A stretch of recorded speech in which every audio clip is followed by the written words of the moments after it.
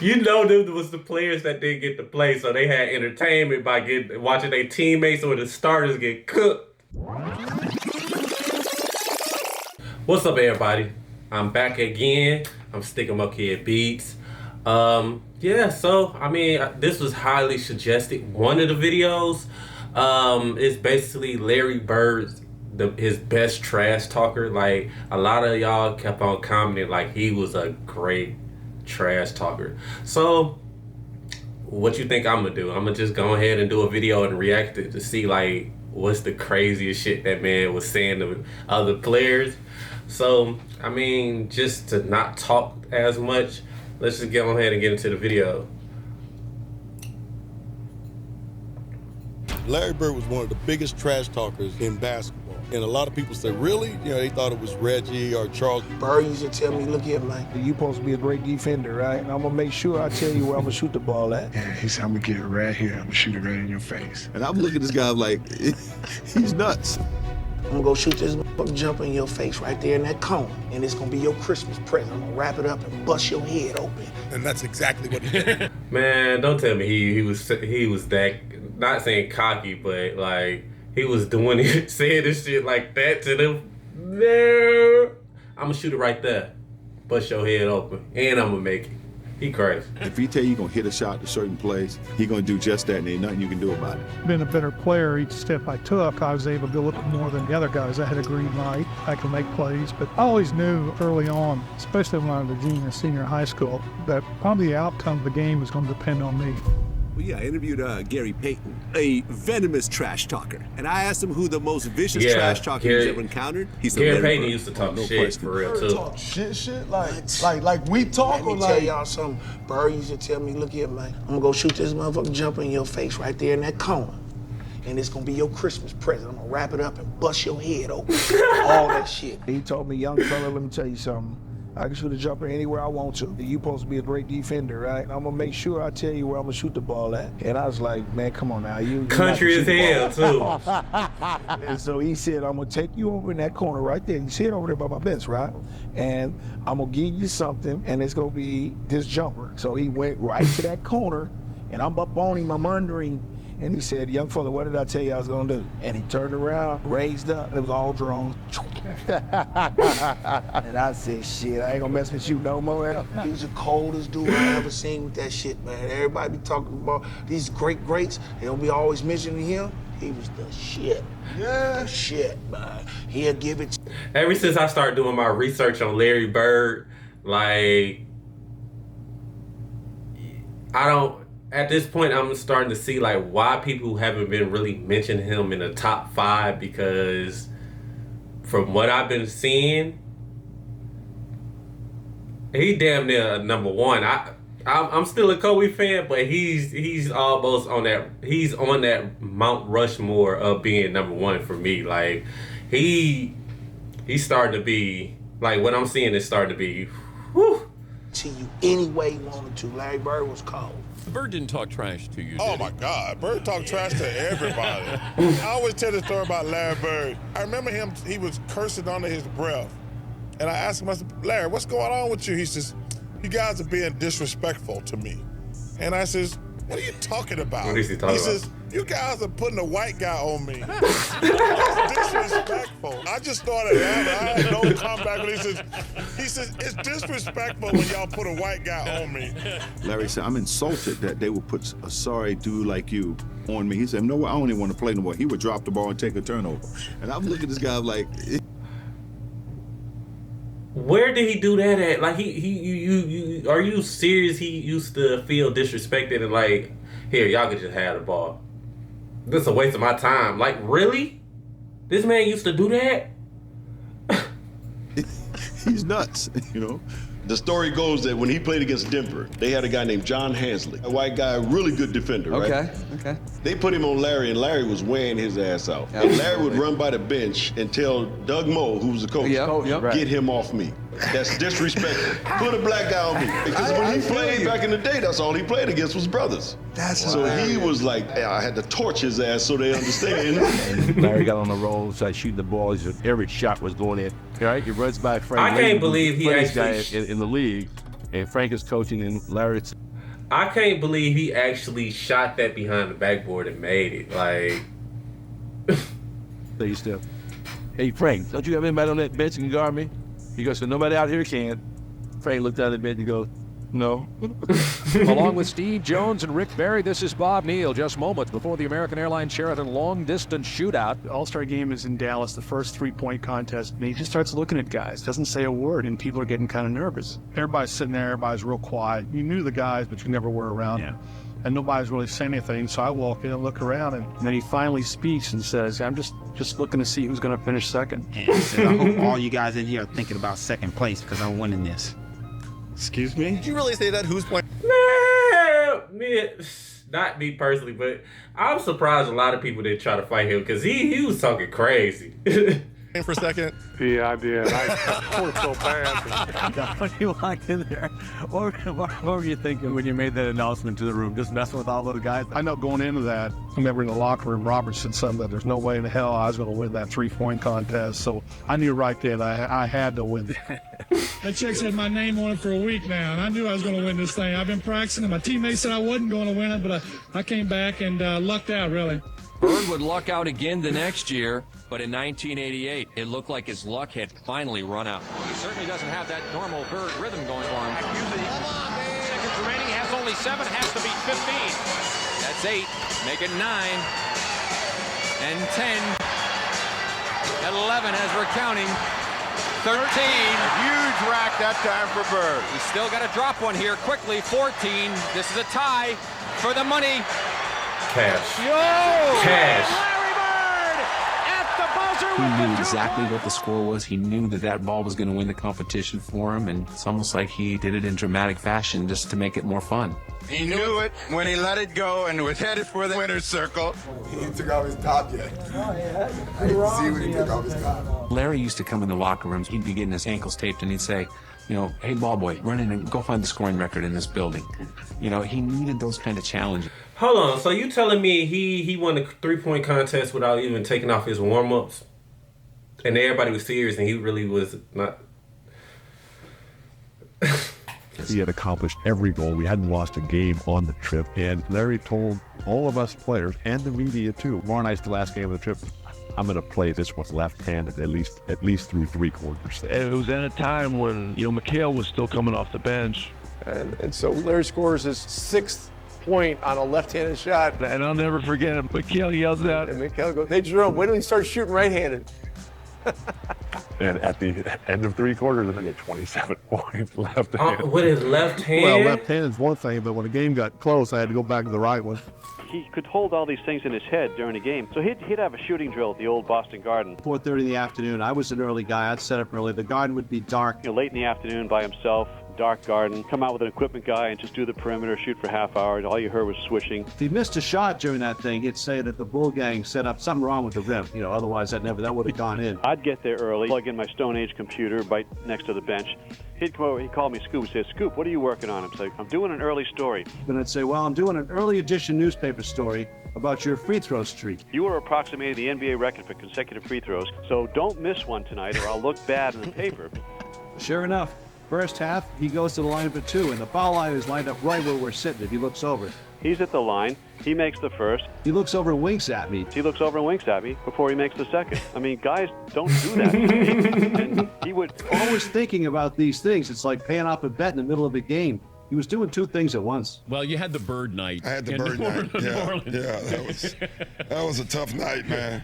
But nobody was guarding Bird, were they? Well, we were trying. You were trying to. No, but when a guy is literally coming... It's just one thing I like about this is at least people are being honest. Like, yeah, he was better than me. Yeah, I was scared to play him. Like, that's what's dope about that. Like, when a player having people do that, like, just go ahead and mark him up for the the legend status, because it's like, he's fierce. He is a feared man. Like, it's crazy. Coming up the court, calling his shots. It's in that game, we're on the free throw line, and he's like, he literally says, "It's off the glass. Who's next? Where do you want this one from?" And he just made one after another. He called his shots. He just tortured them mentally that game. He tortured all of them. I think Bird went by the bench one time, too. He fell in the bench. Oh, he did. Yeah, and he called that one. That was the one where he fell in it. He literally said, off the glass into the trainer. And, No way. Yeah. His last shot, he said, in the trainer's lap, coming down the court. He shot this high rainbow. It goes in. Ricky bumps into him and he knocks him on our trainer's lap. So it was exactly what he said. Antoine Carr and Cliff Levingston got fined by Fratello, I think. And Eddie Johnson for celebrating. Celebrating Bird. Yeah, it was the best film session. Every time when I see Mike, we still. So I mean, I did like I guess a highlight, and then I was talking about how they was like, oh no, so they was celebrating him, the other team. That's crazy. It was the greatest film session ever because back then, you watched the real game and just went, with a video, and Mike rewound the celebration 20 times. And they show a shot of our bench. Cliff Livingston and Eddie Johnson are standing up giving Everybody was entertained by this. Even the guys on the Atlanta bench. They got fined for that, I heard. Yeah. Watch the reactions on the Atlanta bench. See Scotty Hastings. Watch Cliff Levingston over here. I think this is Cliff. Them was the players that didn't get to play, so they had entertainment by watching their teammates or the starters get cooked. Like I think about sophomore, junior year, like I wasn't getting in like that, and we used to make fun of the starters you getting cooked like that. But I know that feeling. And Fratello wouldn't let it go. He just kept rewinding, showing the guys. You remember they're giving each other high five. And then somebody falls off the bench. Yeah, too. that was Eddie Johnson. Yeah. Eddie Johnson falls off the bench in laughter, and Antoine Carr and Cliff gives each other high five. And our film session was 20 minutes of that. And, yeah, and so it was a bad night. The first game against Larry Bird, it was shocking. And I'm a rookie, I go shake his hand, and he put both hands behind his back.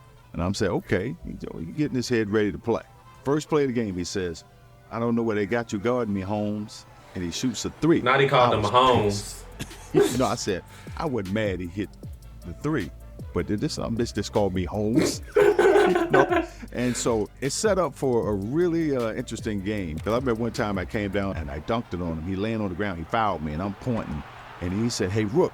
I said, what? He said, I like you. He said, you got balls, but I'm still going to get 30 on your ass. And he blew a kiss at his ass. He got about 38, so he kind of proved his point. But I had to pay my dues. I wasn't upset about that because, back then, as a rookie, you got to pay your dues. Simple as that. It's just crazy how he pays respect and he talks shit, but he also respect other players. Like when you have to gain his respect, but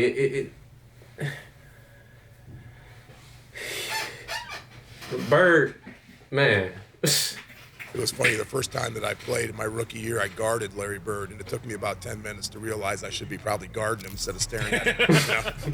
And he came down, it was funny, he came down one time, and Mark West was the center on our team, and Larry looked at me, and then he looked at Mark, and he said, Mark, I'm going to go down, I'm going to come off the screen, I'm going to catch it right there, I'm going to turn around, I'm going to shoot it in the rookie's face, and then I'm going to run down the floor. And that's exactly what he did.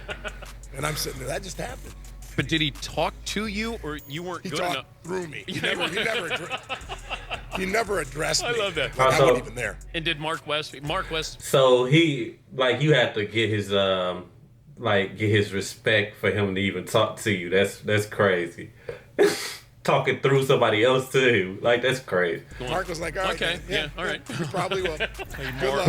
And then he did. He did it. Well, there was nothing I could do about it. He backed up whatever he said. If he tell you going to hit a shot to certain place, or if he going to take you down to the post, turn around, hit a fadeaway J, he going to do just that. He did Dominique crazy. These guys came in together in 81. There's Kevin, there's Larry, there's Robert. Dennis Johnson, Danny Ainge, they knew what each other could do.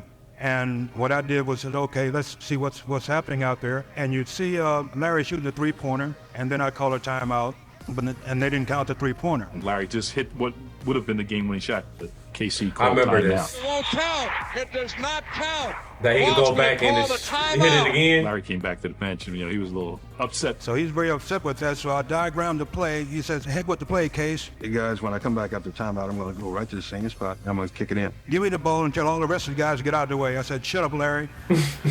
I'm the coach here." Okay. All right. Dennis, you take the ball out, give it to Kevin, then you throw it to Larry, and everybody get the hell out of the way.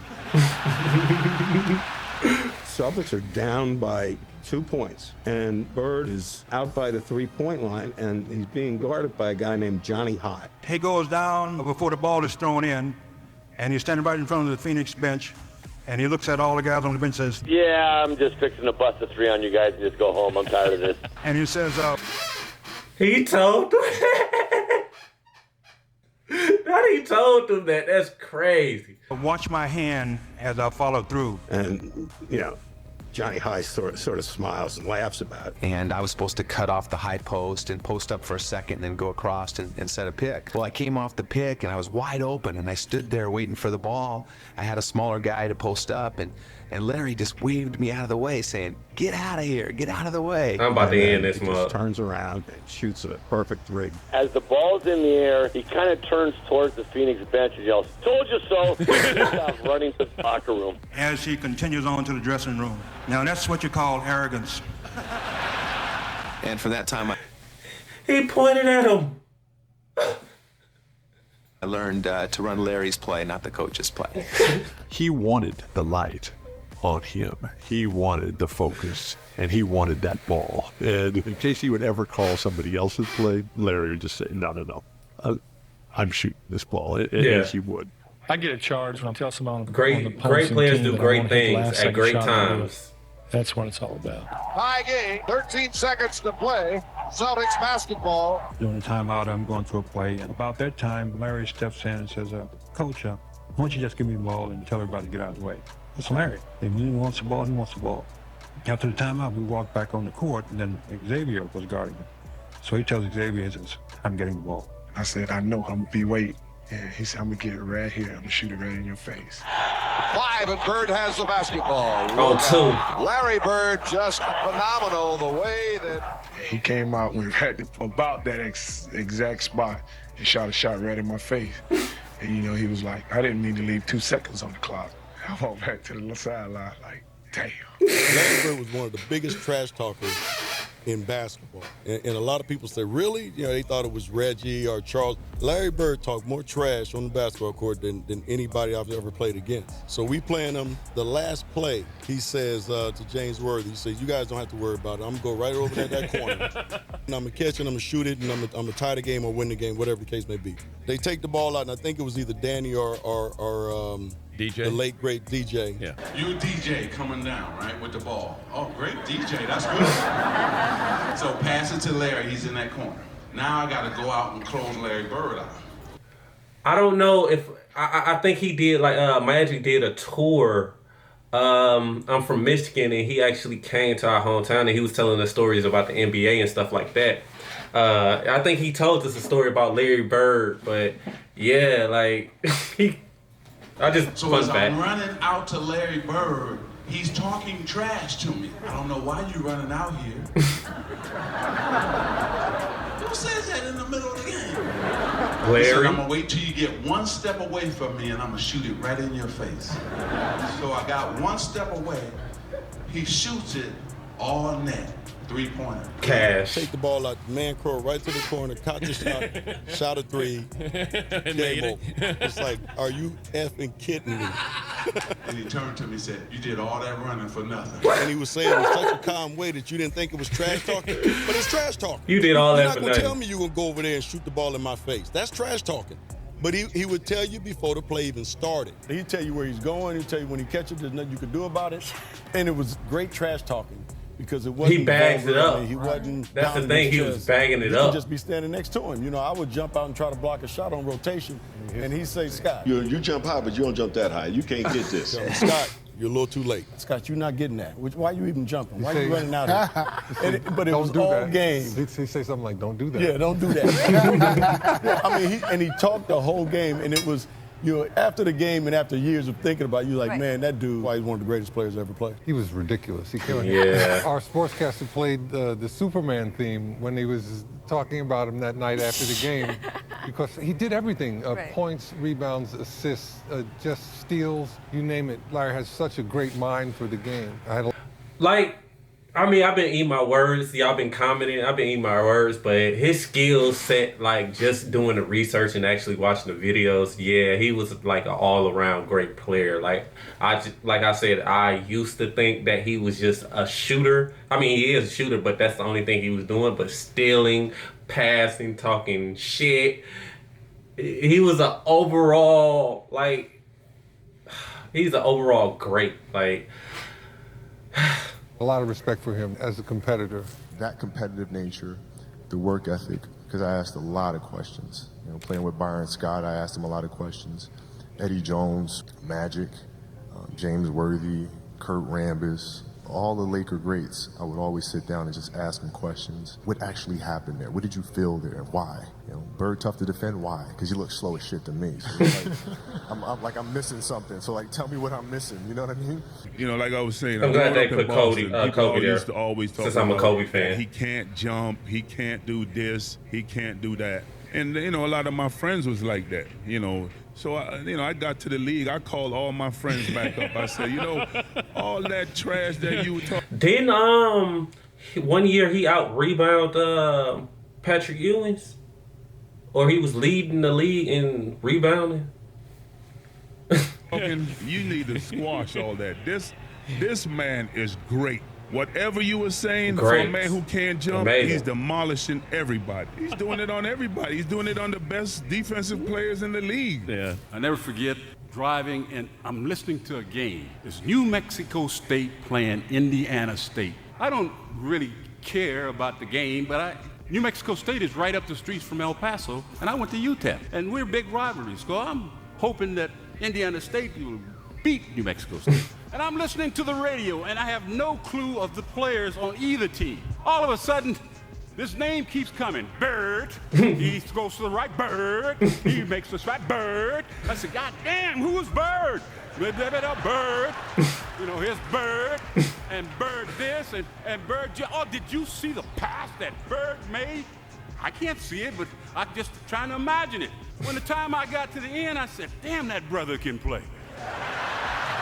When I got the newspaper, and not even a brother. Picture, I said, damn. He could ball. You know, be honest with you. The young lady that said you were her favorite player, mine too. I love you too, Magic, but not as much as I like Bird. People always talk about great basketball players, and they don't never mention him to be up in that round. But Larry Bird was cold.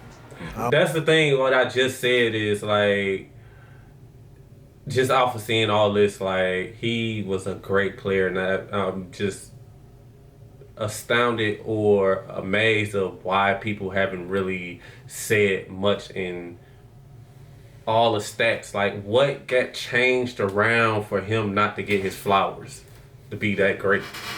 I don't think nobody ever could get out with him. You ask Magic.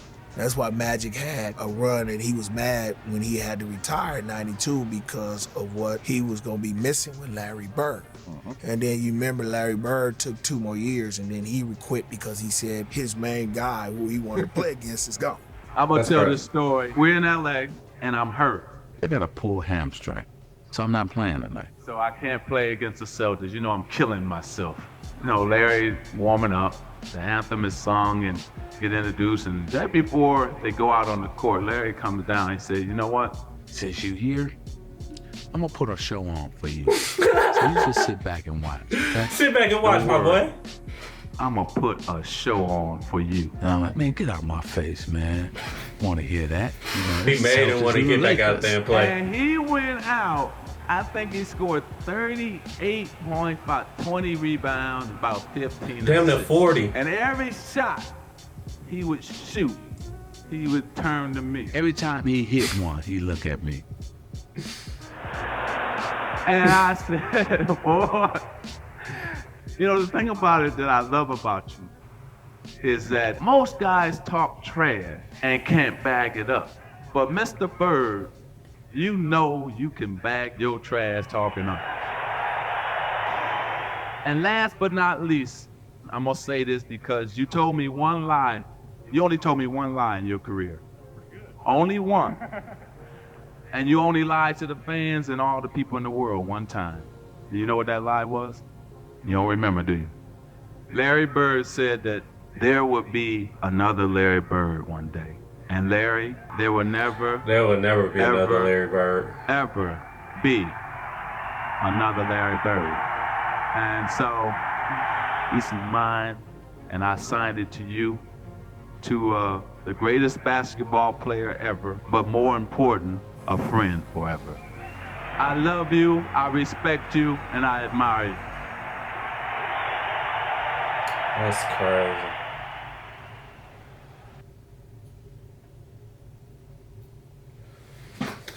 Man, it's...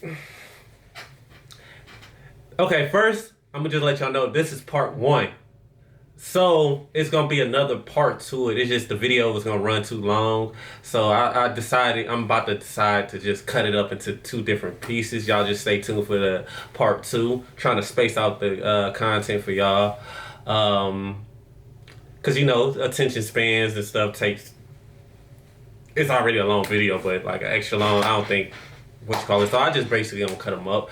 But my little take of that, like him talking crazy and talking shit to everybody and backing it up is amazing. Because you know, a lot of people be talking shit and they can't back it up or they don't do what they saying. But it's like for him to actually, oh, I'm gonna shoot right there, huh?